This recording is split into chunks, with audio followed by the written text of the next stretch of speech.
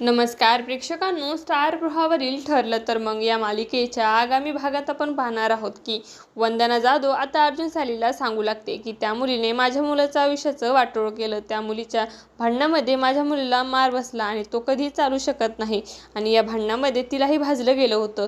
तेव्हा अर्जुन म्हणतो की जास्त भाजलं गेलं होतं का तिला? तेव्हा ती बाई म्हणते की हो, तिच्या खांद्यावर भाजल्याचं निशाण अजूनही असेल। तर इकडे सायली ठरवते की आता प्रियाच्या खांद्यावरती भाजल्याचं निशाण मला बघायलाच हवं। त्यानंतर अर्जुन आता वंदना जाधवला म्हणतो की आम्हाला तुमच्या मदतीची खूपच गरज आहे, कारण बबलीला आम्हाला सुद्धा शिक्षा करायची आहे।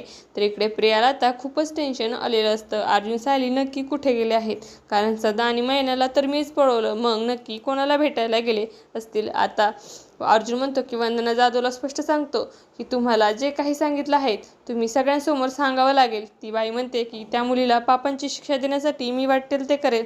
तर सायली म्हणते की आता सगळं काही आपल्या प्लॅननुसार होईल।